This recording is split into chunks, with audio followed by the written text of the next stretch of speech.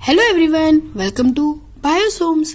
आज हम बात करने वाले हैं एनिमल टिश्यू और टाइप्स ऑफ एनिमल टिश्यूज के बारे में। पिछले एक लेक्चर में हमने डिस्कशन किया था कि क्या होते हैं टिश्यूज और एनिमल और प्लांट टिश्यू में क्या डिफरेंस होता है।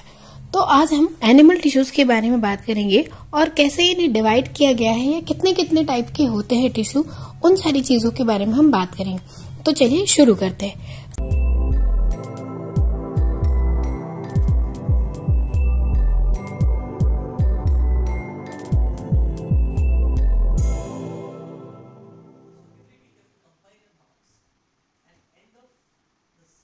सबसे पहले हम ये जान लेते हैं कि टिश्यू होते क्या है। जब एनिमल सेल ग्रुप फॉर्म में एक साथ जुड़ जाती है, यानी एनिमल सेल्स के जब ग्रुप बन जाता है तो वह टिश्यू का फॉर्मेशन करती है।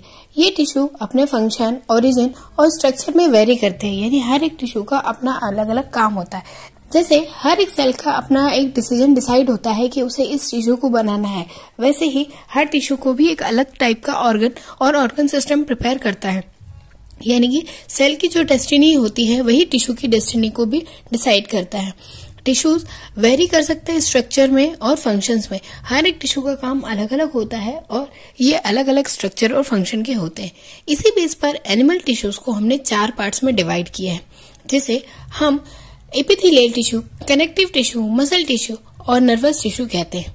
ये टिश्यू अपने फंक्शन के अकॉर्डिंग डिवाइड किए गए हैं और ये टिश्यू आगे चलकर फॉर्मेशन करते हैं ऑर्गन और ऑर्गन सिस्टम का, और ह्यूमन बॉडी के फॉर्मेशन में भी बहुत सारी हेल्प करते हैं। अब हम बात करेंगे एपिथेलियल टिश्यू के बारे में। एपिथेलियल टिश्यू जो होता है वो प्रोटेक्टिव कवरिंग बनाता है इनर बॉडी के और सेल ऑर्गन्स के, यानी कि जो हमारी स्किन है वो भी एपिथेलियल टिश्यू की ही बनी होती है। और ये टिश्यू सबसे पहले इवोल्यूशन से डेवलप हुए हैं, जो कि सबसे पहले फॉर्म हो जाते हैं एम्ब्रियोनिक डेवलपमेंट के थ्रू ही।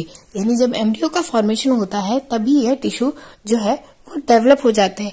ये डेवलप होते हैं हमारी एक्टोडर्म, मेसोडर्म और एंडोडर्म से, जो कि एम्ब्रियो में फॉर्म होती है।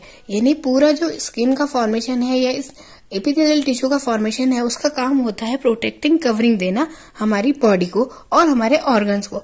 ऑलमोस्ट हमारे ऑर्गन्स और हमारी जो स्किन है वो एपिथेलियल टिश्यू से ही बनी होती है। अब कुछ स्पेशल कैरेक्टर्स होते हैं एपिथेलियल टिश्यू के बारे में, उसके बारे में हम जानकारी लेते हैं। ये सिंगल लेयर और मल्टी लेयर दोनों हो सकते हैं। ये इन टिश्यूज के पास रीजनरेशन की पावर होती है। जी हाँ, आपने कभी नोटिस किया होगा यदि आपकी स्किन में कोई चोट लग जाती है, रप्चर हो जाती है, तो कुछ समय बाद वो वापस आ जाती है। जी हाँ, एपिथेलियल टिश्यू में रीजनरेशन की पावर होती है।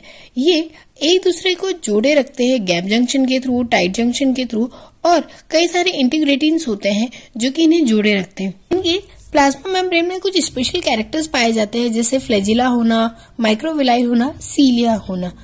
अब इनके फंक्शन के अकॉर्डिंग इन्हें 4 अलग अलग भागों में डिवाइड किया गया है। सबसे पहले सेंसरी एपिथेलियल टिश्यू। ये टिश्यू स्टिमुलेट करते हैं सेंसेस को, यानी हमारे जो सेंस ऑर्गन के टिश्यूज होते हैं वो एपिथेलियल टिश्यूज है। फिर आते हैं ग्लैंडुलर टिश्यूज, यानी जो ग्लैंड्स का फॉर्मेशन करने में जो हेल्प वो करते हैं वही, और इनका काम होता है सिक्रीशन का, जो कि हमारे हार्मोन्स का सिक्रीशन कराते हैं। वही पिगमेंटेड एपिथेलियल टिश्यू, ये हमारे आईज में प्रेजेंट होता है, यानी हमारे रेटिना में पिगमेंटेशन की वजह से हमें इतने सारे कलर दिखाई देते हैं। फिर आते हैं एब्जॉर्प्टिव टिश्यूज। ये हमारी डाइजेस्टिव ग्लैंड में प्रेजेंट होते हैं, जिसकी वजह से हम फूड एब्जॉर्प्शन करते हैं। और एपिथेलियल टिश्यू भी अलग अलग टाइप के होते हैं जो अपने अलग अलग फंक्शंस को डिराइव करते हैं। अब हम बात करते हैं मसल टिश्यूज की। क्या होते हैं मसल टिश्यूज?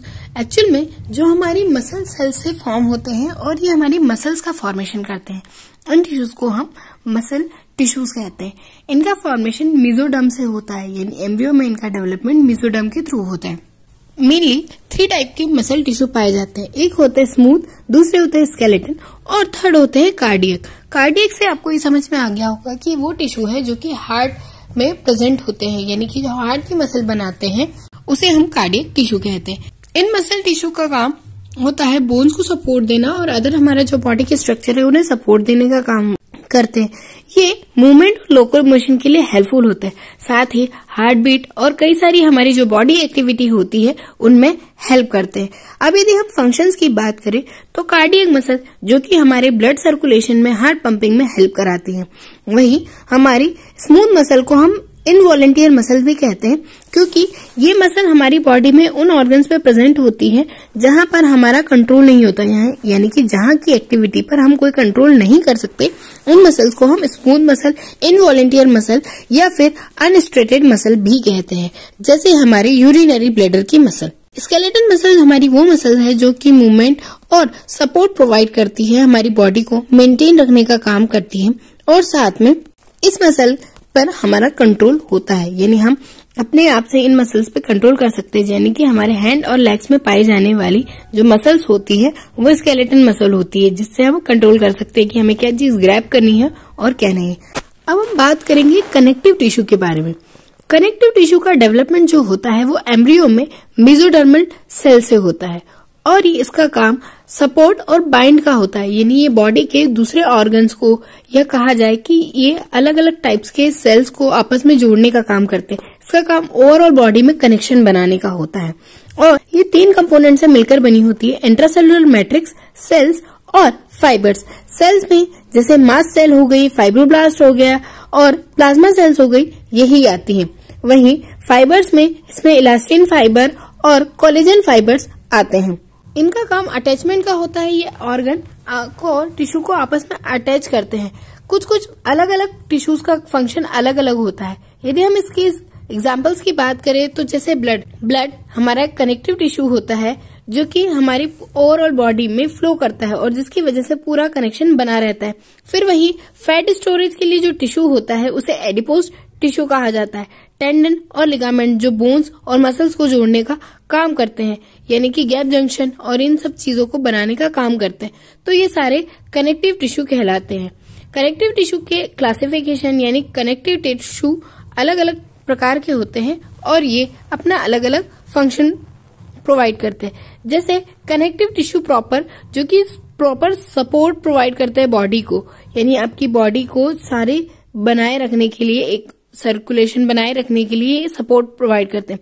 फिर वही होता है वस्कुलर टिश्यूज, यानी वस्कुलर टिश्यूज वो जो कि बॉडी के मटेरियल्स का ट्रांसपोर्ट करते हैं, जैसे ब्लड हुआ। फिर आते हैं स्केलेटन टिश्यू। ये स्केलेटन टिश्यू हमारी बॉडी को प्रॉपर शेप देने का काम करते हैं, यानी जो हमारी बोन्स होती है उनका फॉर्मेशन भी इन्हीं कनेक्टिव टिश्यू से होता है। ये बात तो आप भी जानते हैं कि बोन्स हमारी एक दूसरे से कनेक्टेड होती है, तो उनका फॉर्मेशन भी कनेक्टिव टिश्यू से भी। नर्व टिश्यू के बारे में क्या होते हैं नर्व टिश्यू? जैसे हमने बात की थी कि एनिमल बॉडी में 4 प्रकार के टिश्यू पाए जाते हैं, उनमें से एक मेन टिश्यू नर्व टिश्यू भी है। ये नर्व सेल से मिलकर बना होता है, इसलिए इसे न्यूरॉन टिश्यू भी कहा जाता है। ये नर्वस सिस्टम का फॉर्मेशन करता है, जिसका काम होता है बॉडी में रेगुलेटरी और मॉनिटरी फंक्शन कराना, यानी जितने भी आपको सेंस होते हैं, आपको इम्पल्स आते हैं, वो सारा यही प्रोवाइड कराता है। ये ब्रेन और स्पाइनल कॉर्ड से जुड़ा होता है और ये पूरा एक सिस्टम बॉडी में ट्रांसमिट करता है। इसका काम नर्व इम्पल्स को जनरेट करना होता है, जिससे इम्पल्स अपने टारगेट सेल तक जाए और उसे एक सिग्नल पास आउट करे कि इसे क्या फंक्शन करना है। यानी यदि हम बात करें कि नर्व सेल का फंक्शन ऐसा होता है कि जब मान लीजिए आपने कोई गर्म चीज उठाई है, कोई कंटेनर उठाया है, और जैसे आप उठाते हैं तो आपसे हाथ से छूट जाता है क्योंकि आपको वो गर्म लगा है, तो ये जो सिग्नल पास आउट करने का काम है ब्रेन तक, यानी उस हीट को हमारे ब्रेन तक पहुंचाना और उस ब्रेन से वापस हाथ तक ये मूवमेंट करेगा, सिग्नल पहुंचाना कि आपको हटाना है हाथ, ये काम होता है नर्वस टिश्यू का। ये नर्व सेल से मिलकर बनी होती है, जिसमें डेंड्राइट्स और एक्सॉन होते हैं। जो एक्सॉन के एंड्स होते हैं वहीं पर नर्व सिग्नल का इम्पल्स होता है और यही सेंट्रल नर्व सिस्टम का फॉर्मेशन करते हैं। ये हमारे कई सारे मूवमेंट्स के लिए रिस्पॉन्सिबल होता है, हमारी एक्टिविटी के लिए रिस्पॉन्सिबल होता है, और हमारे ब्रेन में होने वाली जितनी भी एक्टिविटी है उन्हें हमारी बॉडी के डिफरेंट ऑर्गन तक इंडिकेशन कराने का या उन्हें ऑर्डर देने का काम करवाता है। आई होप कि ये लेक्चर आपको समझ में आया होगा, तो प्लीज वीडियो को लाइक कीजिए, शेयर कीजिए और चैनल को सब्सक्राइब कीजिए, और ऐसे ही इंटरेस्टिंग वीडियोस देखने के लिए बायोसोम्स के साथ जुड़े रहिए। और यदि आपको किसी और टॉपिक पर लेक्चर चाहिए तो आप प्लीज कमेंट में मेंशन कीजिए। Thank you for all.